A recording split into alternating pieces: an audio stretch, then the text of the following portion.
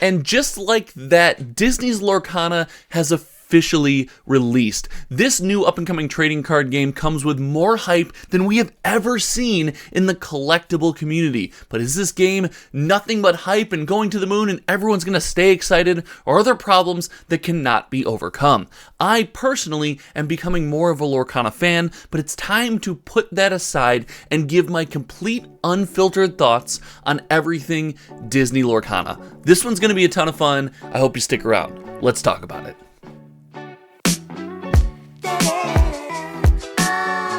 Since the late 2010s and early 2020s, we have seen small trading card games come and go like clockwork. Some build crazy cult-like followings with people who would do anything for that game and their creators, and others seem to be flashes in the pan that never really gain any traction, maybe make a couple dollars, and then disappear into the ether.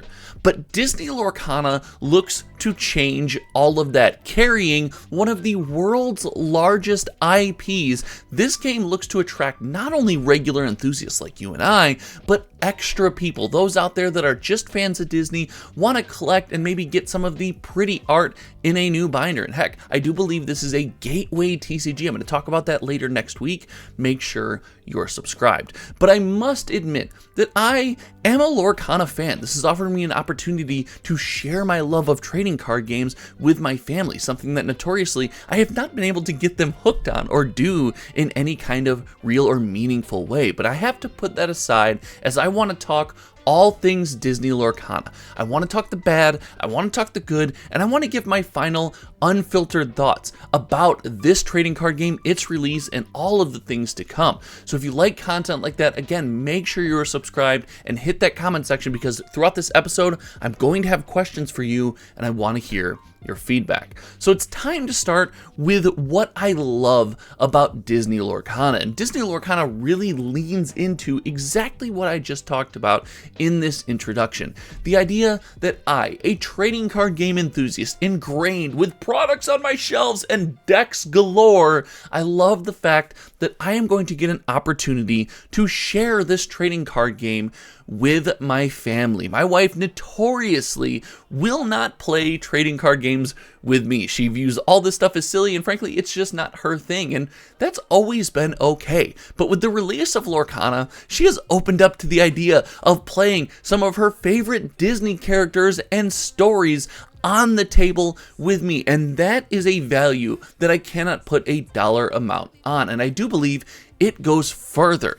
Those of us that have nephews, nieces, kids, grandkids, whatever it is, are going to have an opportunity to get them involved in the trading card game space, to help teach them how cool it is to collect things, how to have pride in the things that you own, how to trade on the playground and reopen that binder and have all the highs of building a deck with friends and hanging out in the lows of losing cards or getting ripped off in a trade. All of those life lessons are important, and Lorcana does look to be an avenue which children and families can look to kind of engage with stuff like that. But what does that mean for you and I? Well, it helps us spread our joy and our love and our excitement for things that we care about outside of our small communities. And anytime we can find more joy in areas like that, I think that's just a vast positive.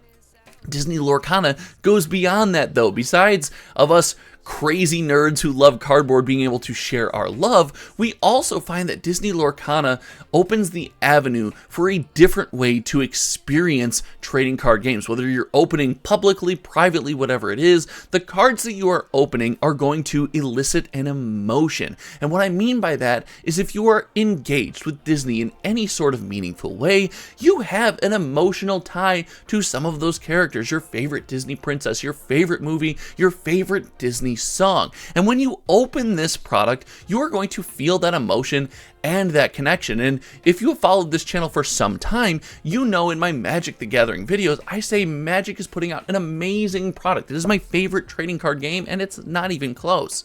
But Magic does lack a bit in the story department, in the emotional connection department. And with Lorcana having a normal release cycle and our ability to tie our feelings about the game back to these Disney movies, moments, songs, etc., I think that's going to go a long way. Heck, you think a box opening experience on YouTube. And yes, most of you watching this video right now have watched a box opening experience on YouTube. If you haven't, if you've never seen one, let me know in the comment section below if I should do one. I got a Lorcana box on the way. If you think it should be on the channel, let me know. But imagine that box opening experience where someone is telling a story about the favorite Disney movie their kid has, or a song that they remember, or singing the songs as they come across the characters on the cards. It's just an amazing, engaging experience, and I have to admit that that goes a long way. It's going to carry this game. It's going to keep people engaged, and I do think that is a massive positive. It's something normally only gameplay can do, and this is just kind of a level above that. But Disney Lorcana, in my opinion, does not come without a couple flaws. And to be fair, I want to be critical about every game. And if you're a massive Lorcana fan, I think it's important to understand criticality and calling out things or talking about things that you don't necessarily like is totally fine. It doesn't mean someone is not a massive fan of the game. It doesn't mean that they don't support the game or the community. It just means they want to see some change in their opinion for the better. And I believe that is very strongly here. As someone who has been around the small trading card game communities for a better part of 3 years now, some of this change is important. And the first one is going to be that the Lorcana box comes without wrapping. Now, most of this audience that we just talk about, as I smack things on my desk because I'm so excited, most of this audience that we're talking about right now, the people who are loving Disney songs and wanting the characters, aren't going to care that their box isn't wrapped. But this game does speak to ingrained and dedicated trading card game enthusiasts. And with the box being unwrapped and the ability to kind of slip packs out of that box, and you don't really sure what you're buying, and we can't really collect it safely and put it on our shelf if it doesn't come from a reputable source, well, that does cause concern. This does seem to be a lapse in judgment, and I would be interested if Ravensburger ever puts out a statement saying why they decided not to wrap the box. I know that they've said that they didn't find it important, and it's kind of up in the air and they're new to this, but I really think that is something that is hard to miss. And even boxes that historically you see are unwrapped have a perforated tear where you cannot get into that box without letting someone know. And with that not being the case on some of these Lorcana boxes, being able to kind of get in there, I think that is a viable concern. I would like to see that changed. And I don't know their printing process. I don't know their packaging process, how quickly that can happen. But I think if that goes without change in the next couple sets or the next couple months or whatever it might be, I think that does show a neglect to the existing trading card game enthusiasts and people who want to, experience this game beyond just the Disney IP. And furthermore, I think the initial print run, as boxes on TCG Player, a place where I track every single sold listing. I'll try to link a video right here. I tracked all of the Disney Lorcana sales up to the release for sealed product.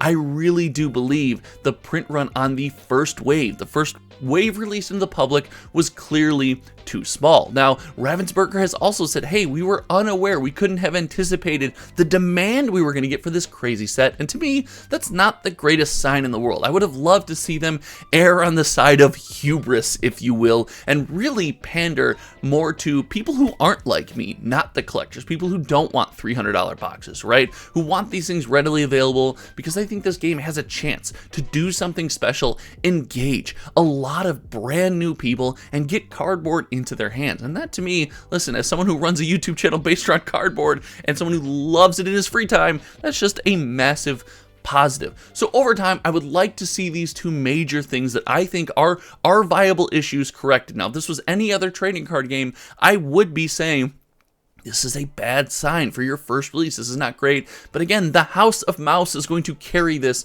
a little bit farther. We're going to have chances at second, third, and even fourth impressions just because, hey, spoiler alert, people love Disney. Now, that being said, I think Lorcana is going to become a mainstay on this channel. I love sharing my passion for trading card games with you guys, and as I kind of share that passion with my immediate family, with the kids in my family, I really think that I want to continue to share that, whether it's sales data, box openings, or feelings on various products and collectability. I would love to share that with you. If you would like that on this channel, just every once in a while, to keep up with how Lorcana's doing and how that feels, let me know. And as I said, I have a Lorcana box coming in courtesy of a super mystery supporter. I cannot tell you who it is, but a mystery supporter is hooking me up with a Lorcana box to open, and I believe I'm going to open that. Should I do it just on the channel as a regular video? Should I do it as a members only video? Which, by the way, if you haven't, check out channel memberships. It's only $5 a month. You get exclusive content and a ton of extra stuff, and it helps support the channel. It goes a long way. Let me know